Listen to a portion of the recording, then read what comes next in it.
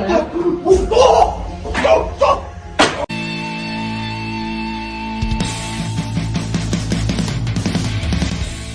know the names, they know the plays, just to prove their devotion. Wrestling with emotion. Opinions so wide, they can span an entire ocean. Wrestling with emotion. McAdoo stakes, they're so deadly, they might cause an explosion.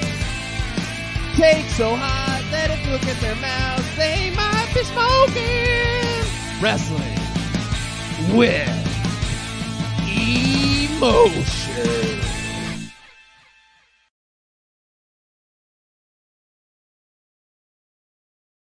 Folks, happy Sunday and a very happy Mother's Day Sunday to everyone out there. I'm Maniac, and this is Wrestling with not your budget, not your conscience, wrestling with emotion. Let's get our panel in here. Of course, you got your friend Jake holding it down in Chi-Town, and we got your wifey Sideways favorite wrestling analyst, Dwayne O'Mania. Gents, how is everything going headed into this Wrestlemania Backlash Sunday? Fine. Not gonna lie, I'll be honest, I'm not too thrilled with the card, but I mean, I think wrestling, like at least Raw for the most part, as I mentioned before the show, Raw's gotten a little bit better over the months, so it's been more stomachable to watch, outside of it being 3 hours long. And but yeah, I mean, I don't have huge expectations for anything maybe but Seth and Cody. So my excitement is just like wrestling in general right now. Like this feels like we were like 4 or 5 years ago where I was just tuning into like 1 or 2 matches on a card of every single promotion, or what it felt like every single promotion, just because there was always something interesting going on. And that's what one of these cards feels like tonight. It feels like one of those, like it's not, you know, we'll talk about it. There's 3 stadium shows coming up in WWE. So this is obviously not the priority card, but Cody and Seth, definitely the marquee singles match on here. Regardless of what's happening with going on the Charlotte Ronda feud and I Quit match, there can always be some magic done there. So I think it'll be a fun show, if not an inconsequential one.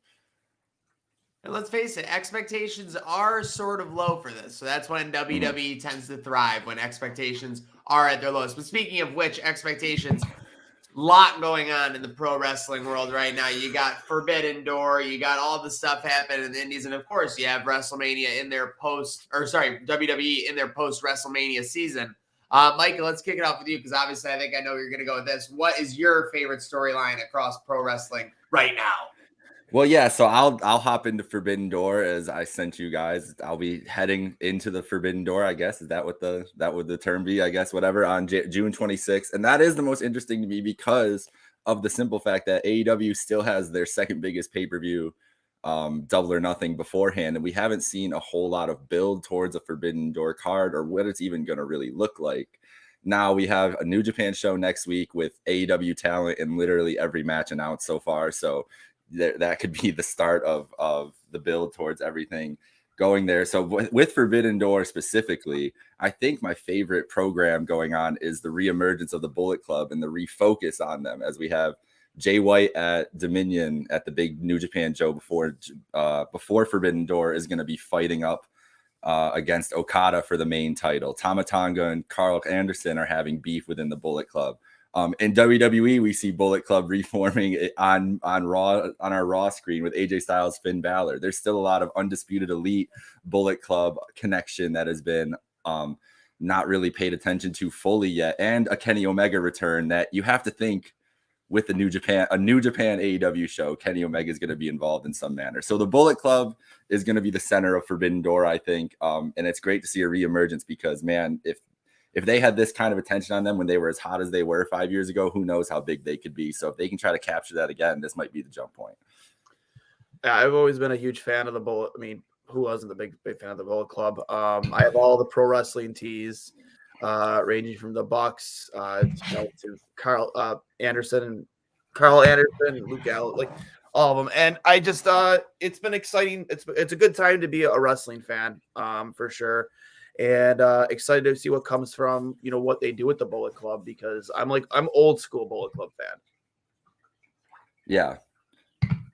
Yeah. Hey. And that's what we're getting. Like, everybody tied into Bullet Club. It's very like stretched across generations. Like we still got original members, and we've got guys that joined like 3 months ago. So there really is a lot of different ways they can go with that.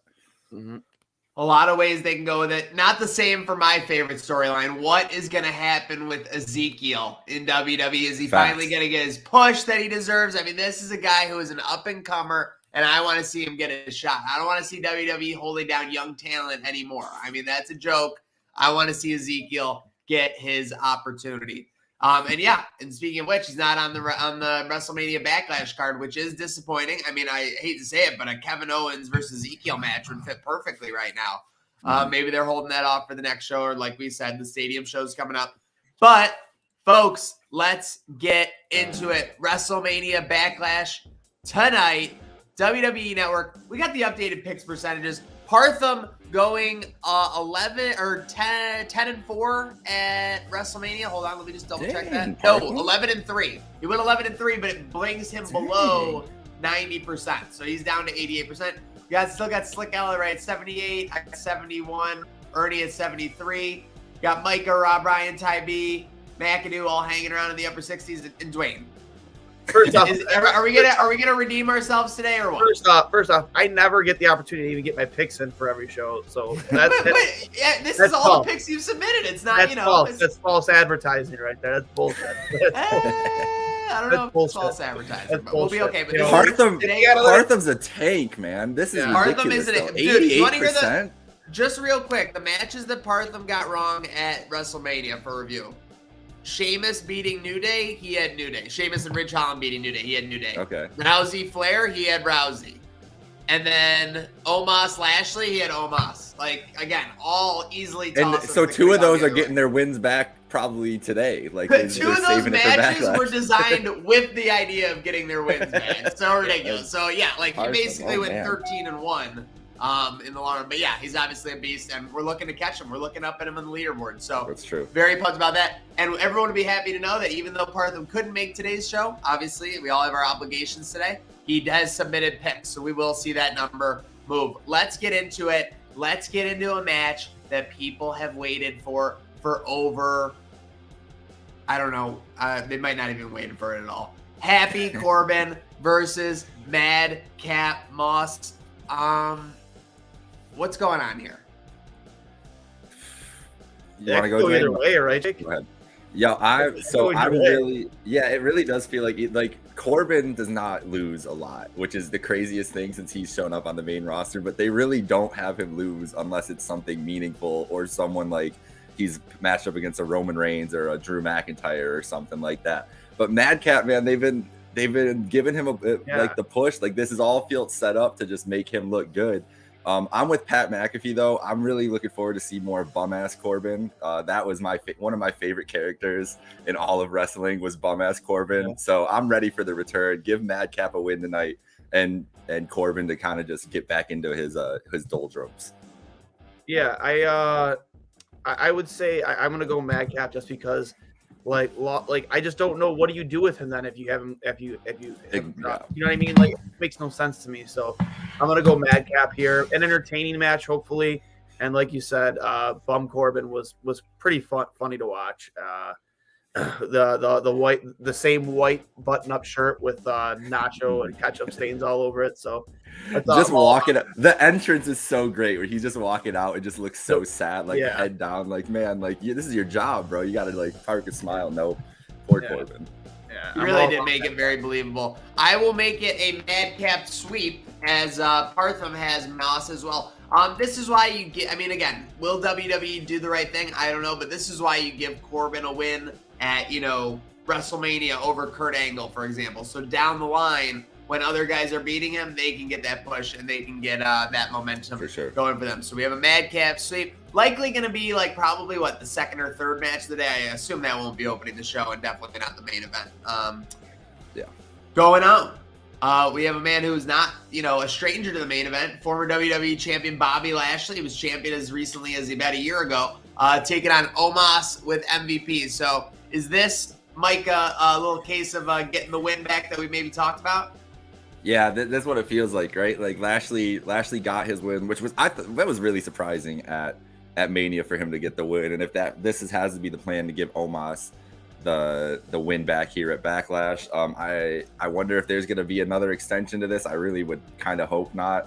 I don't understand what they're trying to do with Omos here and getting him over by putting him with Lashley and giving him MVP. And giving him MVP is a great move, but Omos just hasn't shown a lot of what they say wrestling ability. Yeah, and some of the guys that they've gotten rid of in the past, and you see him getting like this humongous push, and you're like, man, like if he could go a little bit. And big men, you know, it's whatever, but he still doesn't look smooth as a big man. So I'm interested to see what they would do with, because I don't want to see him near the title picture or anything like that. So it'll be interesting. But I think Omos gets this back, and maybe Lashley after the match, you know, he's frustrated and takes a chair to his back or something, and we get some kind of extreme match at Hell in a Cell. I hope not in the cell. I wouldn't want to put these two in the cell, but something more extreme.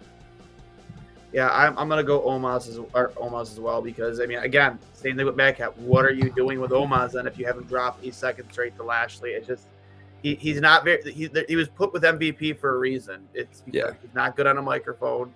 He doesn't really have much to offer there, and honestly, his in-ring ability, outside of being a mammoth, like he doesn't have much to offer there too. He's just big.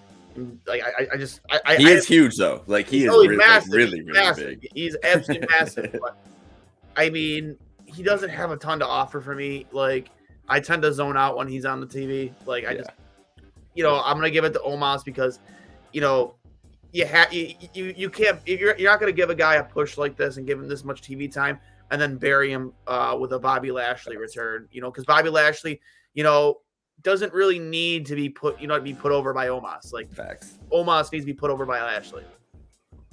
Agreed, and I think that's why a lot of us were surprised it didn't happen at WrestleMania, and we're doing a very dangerous thing with these first 2 matches. We're putting a lot of faith in WWE to, you know, responsibly book their wrestlers. Here's one thing. It's a trend. Somebody posted on Twitter the last couple days. It's been probably 39, 40 days now since WWE television, the no DQ or no contest finish.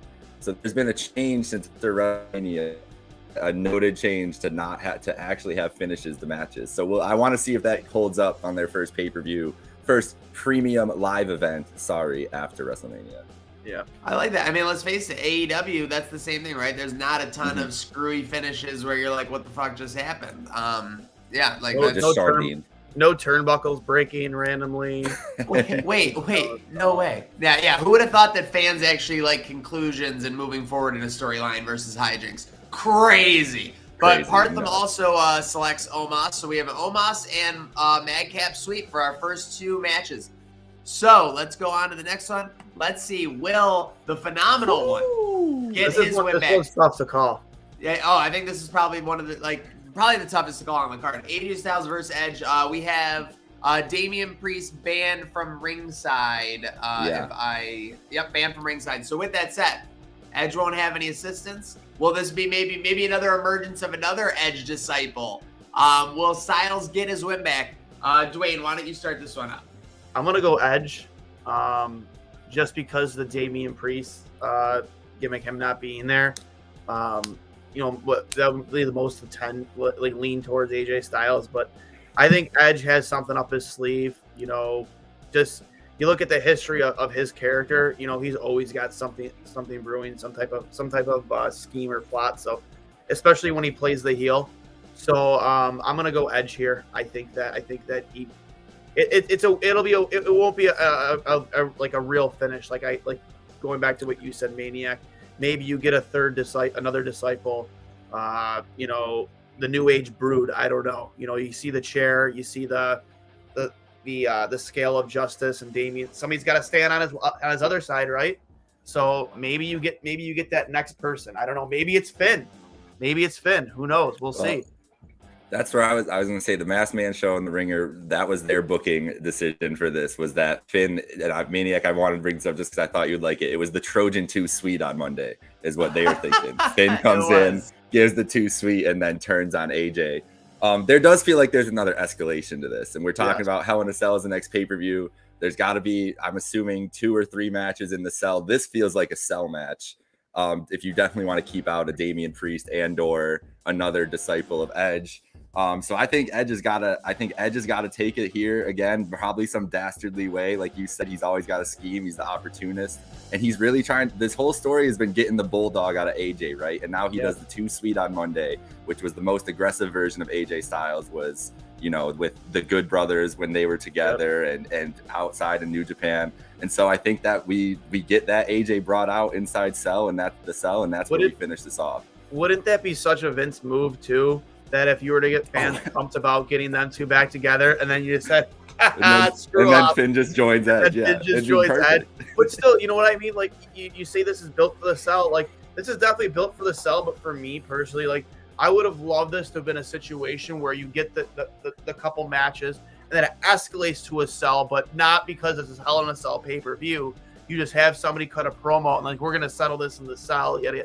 That's why I hate the fact that it's like it's become a gimmick pay-per-view. Like, the Hell in a Cell should be something that you should get once or twice a year when the rivalry or when it's built to it, not just because you're having the Hell in a Cell pay-per-view. And I think this match is a perfect example of that.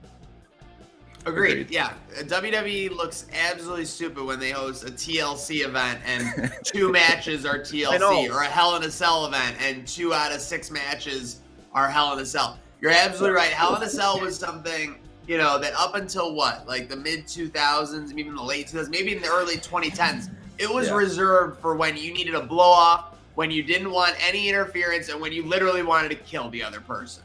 So with that said, hopefully they'll do this right. I definitely like your logic, Mike. I think we see something from the Edge side, some kind of hijinks that cost AJ a win here, and finally that pushes him over the edge to be like this crazy guy who wants him in Hell in a Cell. I like that logic a lot. And I hate to say it, gents, but another sweep as Partham has Edge as well. Where are we going to mess up here? So this is the thing. We're either we are all technically tailing Partham, so I guess that's good. But you guys don't know that. I do, so I will. I'll take that into account. We are halfway through the WrestleMania Backlash card. Just a quick note: make sure you're following these guys at @yourfriend_Jake for Jake Micah and at Dwayne S39 for the madness over with Dwayne Mania. Okay, and we got, there's like any of these next 3 matches could legitimately be the main event. I know we were talking about it. So let's give this one some time before the end of the show. Drew McIntyre and RK Bro, the hottest tag team in WWE, technically, I guess, versus the Bloodline, Reigns, and the Usos. If you told a WWE fan 4 years ago or whatever, or 5-6 years ago when the brands originally split, that in 2022, Reigns would be holding both the WWE title and the Universal title, like separately, and not even like following through on both of them, that would have been a nightmare. But I don't know if it's been exactly that. We got Drew McIntyre and RK Bro, Bloodline, kind of like a paper mache match here almost, where you're kind of putting together a couple of parts that are loose, but you want to get involved. Micah, what do you see happening in this 6-man match? To that end about Roman Reigns, the one fact that I will keep saying on every single one of these shows is Roman Reigns has not been pinned since December 2019. So whoever gets to do that, it's going to be a humongous deal. And it looks like it might be Drew McIntyre gets the first stab at it. They have the huge show in Cardiff. That is the big thing about this show, is that we have this, and then it's Hell in a Cell in Chicago, and then Money in the Bank in a football stadium in Allegiant, SummerSlam in a football stadium, and Cardiff in a soccer stadium, back to back to back. So they're going to need those are the big title matches for Reigns coming up. That's why this 6-man makes sense. We're talking about their styles to like AEW booking with the no DQ finishes and such. Doesn't this feel like an AEW like live show main event with the main title, like with the 6-man and everything? And even though it's kind of even thrown together, like it's kind of like in that style. And they're going to put on the match itself. This is going to be a hell of a match. All these guys are incredible performers. And throw them in the chaos of a 6-man. I think they're going to put like some magic together. I expect the Bloodline to take us here, with the Usos taking pin, probably with some RKOs in concert with a Claymore Reigns at the same time, and then one of them takes a pin. But I think this is going to be exciting. And the prospect of a Drew McIntyre Roman Reigns match, we were talking about that as a potential WrestleMania main event for Brock. They went full ahead with Brock Roman and everything else.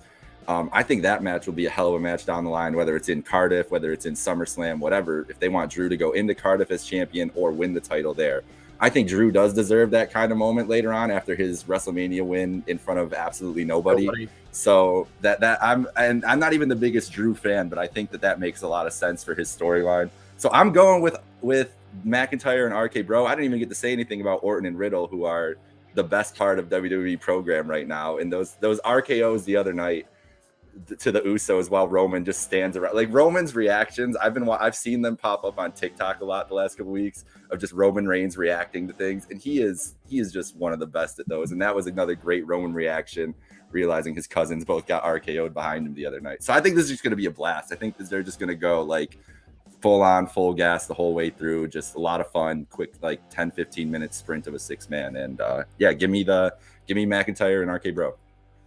I'm gonna stick with that McIntyre and RK Bro, because I think, like you said, it's been a very, very long time since Roman Reigns was involved in anything that involved an L, and I think this might be it. I think maybe he doesn't get pinned, but he's involved in a loss, and I think it's a good, nice, steady build up to something that involving McIntyre, because why else would you bring him into this picture? Like, it wouldn't make any sense other than to do that. For sure. It just.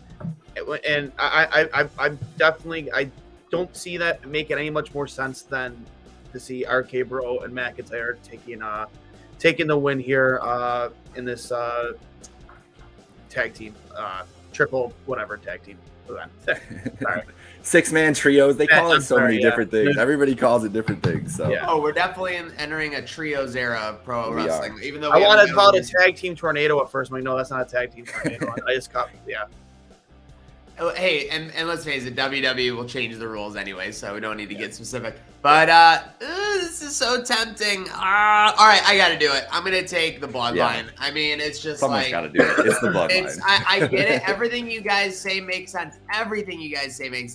But with Reigns, nothing makes sense with WWE. No. He will continue to be acknowledged. He will continue to be dominant. He'll probably eat like 4 Claymores and a simultaneous RKO and then kick out at 2.9. Like, that'll probably legitimately happen in this match. Paul Heyman with like the hands on the cheeks on the side. Speaking of the facial reactions, that's where Roman's got to be getting them from, is from Paulie. Paulie's going to have some great things. Yeah. The one thing about this match we haven't mentioned is Sami Zayn. He's been the one directly involved with this storyline who's not in this match. He fought Drew for 4 straight weeks. He's the one who, told on Drew to the Bloodline. So he might be there as backup for the Bloodline as well. That does make sense, too, because, they did have like a 3 or 4 match like thing there where Sammy kept leaving the ring and then they finally settled it in the cage. But I could definitely see Sammy get involved. Right now, to me, it's Chekhov's Sami Zayn, because after that anything goes match with Knoxville, he could do anything, right? Yeah. Like, it's like anything could happen. He's out there. And let's face it, I think anyone would love to see Sami Zayn somehow in the top tier of wrestlers involved in those storylines, for sure. Because his addition is kind of immeasurable. And speaking of immeasurable, how many reigns by the time she's done will Charlotte Flair have? Charlotte Flair versus Ronda Rousey. I Quit match. Micah, you were talking about the start of the show, getting wins back. Out of all the matches at WrestleMania, how the hell did Ronda Rousey not win that match? I mean, I don't know. I don't know what you guys think. I feel like this last 3 to 4 weeks has just kind of been throwing it back into neutral as we wait for Rousey to get the title and for Flair to get her comeuppance. That would have been much better served at WrestleMania. If I was going into this match with an I Quit and Ronda had won at WrestleMania, I would genuinely have like no confidence at all in what's going to happen in this match. Instead, it seems pretty obvious that Ronda's going to win. So I'll go ahead first. Lock her in. Dwayne, what do you got happening? Rousey Flair, I Quit match. It's got to be Ronda. I don't know where you go with her if he loses a second straight to Charlotte.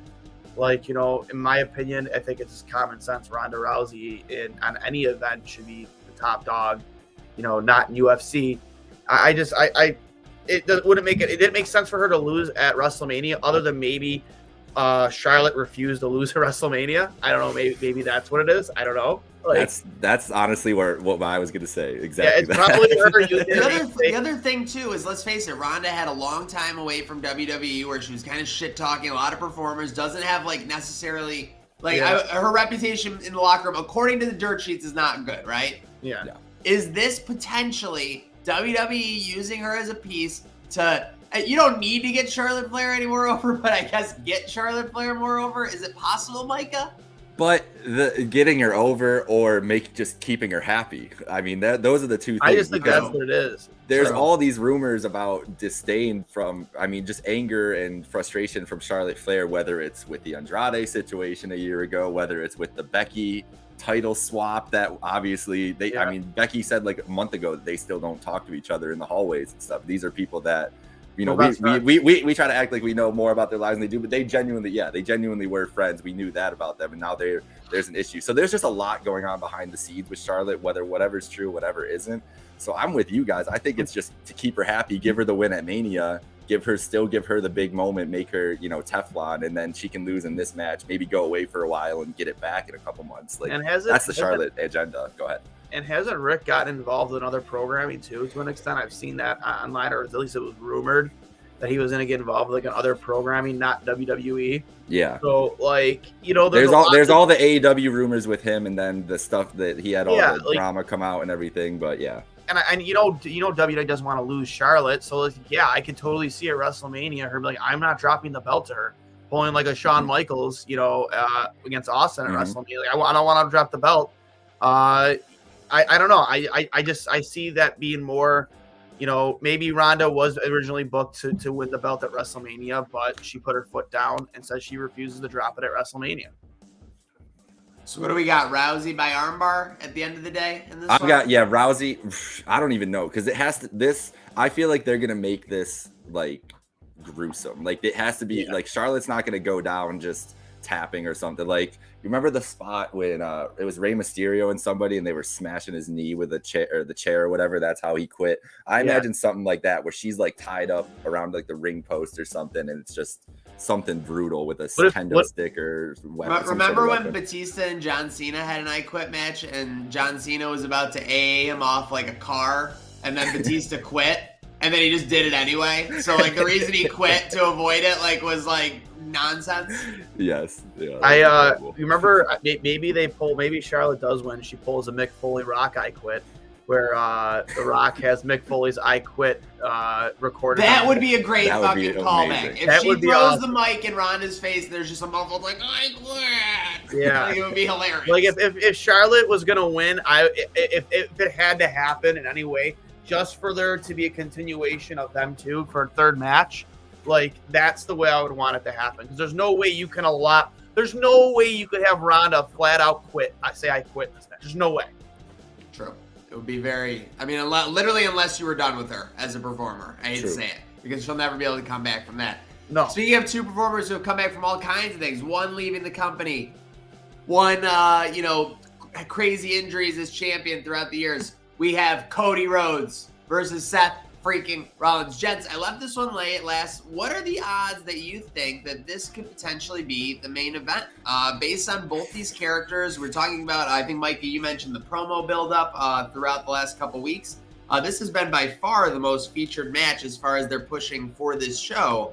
Odds on this being the main event, gents? Go ahead, Dwayne. I think this is main event material. I think there's a lot of build-up. Obviously, there's going to be a rubber match here. Like, I think it's just really a foregone conclusion. There'll be a third match involved with this, and I love the dynamic between the two. Like in the beginning, there was some like fuel to respect. I'll give you a rematch anytime you want. Yada yada. And then Seth obviously tossing it off the top turnbuckle at the end of that one. Like it's just there's a lot going on here that it just doesn't end at Backlash. It continues on. So for me, I think it does main event, and I also think that you do get a Seth victory here in some weird nonsense fashion. Yeah, so I think exactly what you said, Maniac. The promo buildup, like if you see any of the commercials, like I was watching back through SmackDown, skipping through, and the WrestleMania Backlash promo was Seth Rollins, Cody Rhodes, one-on-one, and WrestleMania Backlash Sunday. Like that's the only thing they mentioned. That could be because, as we talked about the bloodline, it was a tag team unification, and now it's a 6-man. So maybe they were just like, you know what, we just need to stick with the one match we know is going to happen in the promo. But the bloodline feels like they could open the show. You start the show with Roman, and everybody's booing and everything. That feels like a nice hot start to the show. And this match, with they only have 6 matches on the card. Those first 3 matches we talked about probably aren't going to go that long. This feels like it could be like they're just going to let these guys go out there for 30 minutes and put on like a classic, and maybe it takes everything out of whoever wins to get it done, and they have to do something dastardly. I'm with you. I think the natural progression and their plan all along is to blow this off inside the cell and let Cody kind of show off some of those crazy spots that got him mainstream attention, like the going through the burning table. Yep. A couple months ago only. I mean, I'm sure Vince saw that and was like, the burning table was incredible. There was a 3 to 5 month sequence where AEW was just consistently giving you stuff you would only see on WWE pay-per-view on free TV. Yeah. And that was one of those things. And Cody was a big thing behind that too, with the TNT title and everything else. So I think Vince wants that moment in his WWE ring, in their biggest, we talked about the cell, is it used to be just a big blow off, but this is still like that's where they love to have their big feuds. And this one actually does fit naturally for Mania. And I think there's an extension of this feud still available, because we haven't, the promo battle, like their discussions in ring, it's mostly been Rollins dominated, just kind of getting more and more annoyed with Cody. You know what I mean? We haven't heard a ton from Cody. And the other night, Rollins really took it up a step. He brought up Dusty. He made it more personal. And then we kind of saw the more anger from Cody. So I feel like we have another month of promo builds where Cody can actually kind of respond to Seth, and they can do a little more back and forth, and that builds it up to the bigger match. So with all that being said, Seth Rollins has to come away with a win here somehow. I don't see them giving him 2 losses. This is naturally going to blow off at Hell in a Cell, and then these guys are probably both going to be in the Money in the Bank match, I would assume, too, after that. So feels like we're going to see them interacting for a little while, and give me like a 30-minute classic tonight. Like, just give me all of it. We only got 6 matches. These guys can go. They've proved that at Mania. Just let them go and let's see what they can do. That's my best hope. Yeah, Seth for sure. And when it does culminate in that Hell in a Cell, you talk about those big Cody spots. That's a match you're bound to get a lot of blood, right? Like Cody, he's gonna be pouring within 5 minutes. Oh my god, yeah. Like, you know what I mean? They're gonna bring some of that. Granted, I hate saying it like this, but like that AEW blood with him from AEW over to WWE. Because you don't see blood that often in WWE. That it's against sponsors don't like it. They don't want to lose money. But I think this is a match at Hell in a Cell that's really built to be very gruesome and be very violent. So definitely Seth with the rubber match happening at Hell in a Cell. I agree, gents. I think it's pretty obvious you got to have this continue to go, Rollins, Cody. So I will go with Rollins. I think they put on a banger of a match, both being in the main event. Even for Rollins, like, he's kind of been screwed out of that spot a number of times over the past half decade. So I think they'll both relish the opportunity.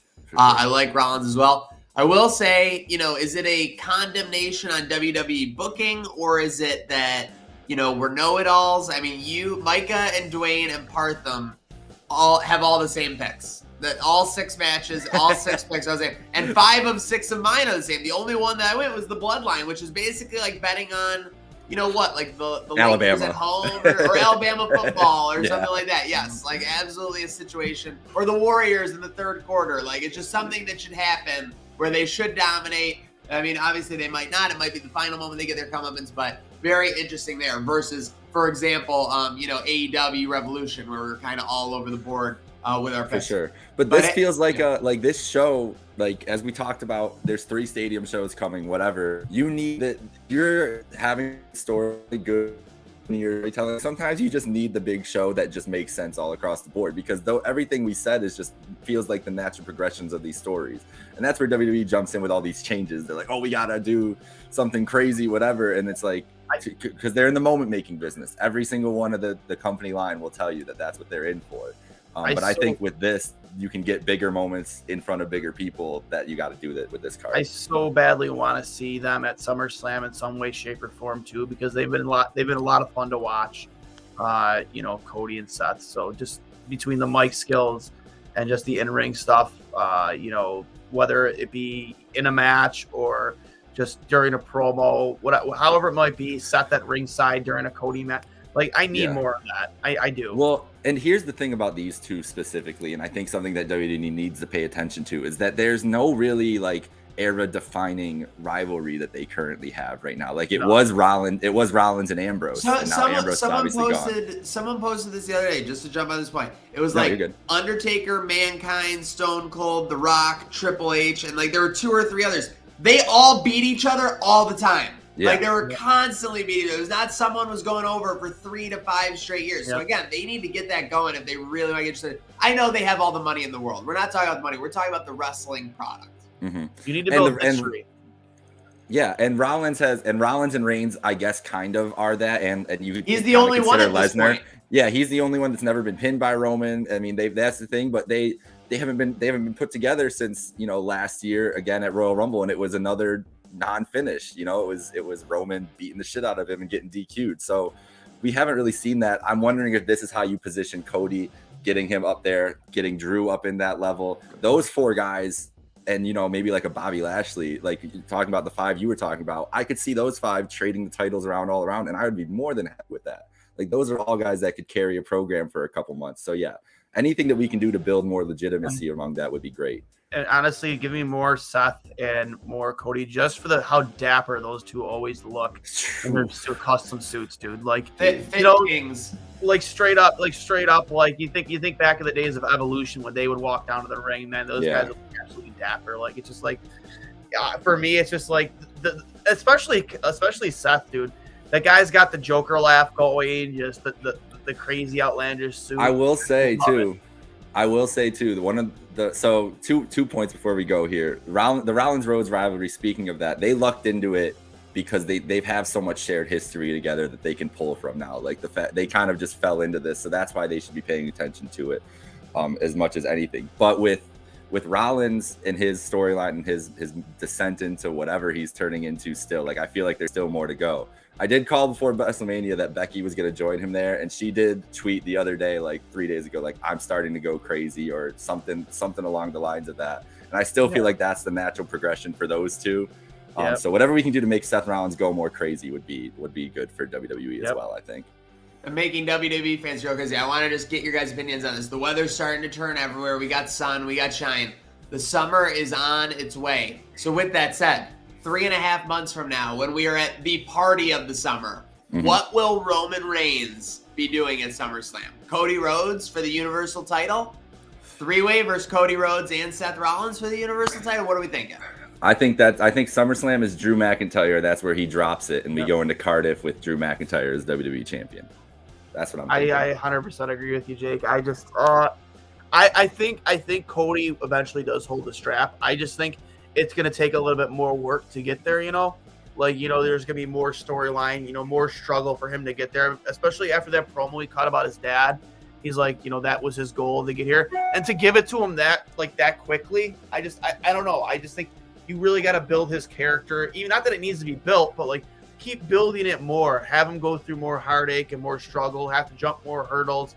That's the way I see it happening. I think SummerSlam's just a little bit too soon to give it to him. So I think Drew is the one who does eventually pin Roman. I think your fall after SummerSlam, your 2 big fall feuds can be Drew McIntyre and Seth Rollins for the title, and Cody Rhodes and Roman Reigns just off the side as a non-title feud that is dominating the shows, obviously. That would be the main event of everything. So you can have them touch without having the title involved, so Cody doesn't have to, because I don't think they want Cody to pin Roman. Like, as much as we got excited, like, oh my gosh, is Cody going to be the guy to pin Roman? Like, no, it's not going to be Roman, I don't think, but it can be somebody. Do we continue to get Roman on both shows? Because Cody's on Raw. I don't know what the hell the both show. For the time being, yeah. The rumor the other day was that Fox doesn't like doing the both shows thing, and USA is more okay with it. And the draft is coming up, I think, after Cardiff too. Yeah. So we still got a ways away, but they need to even it back out too. That's part of the thing. Is that all the departures from SmackDown has left SmackDown with a thinner roster than it needs to be, and I think that's kind of forced their hand. The cupboard's a little bare. Big E either. What's that? Has Big E given any updates on his health either? Not that he would come back. His last one was he's 4 to 6 more weeks in his brace because it wasn't healing but he still said he feels that it was they expected that could be a possibility. So no timetable really for Big E, but that's another group that could be like they're on SmackDown, and I feel like they've just kind of been thrown in this random feud that could be getting used more too with that SmackDown roster. So yeah, Big E would be a huge jump eventually later in the summer if they can. I think so, yeah.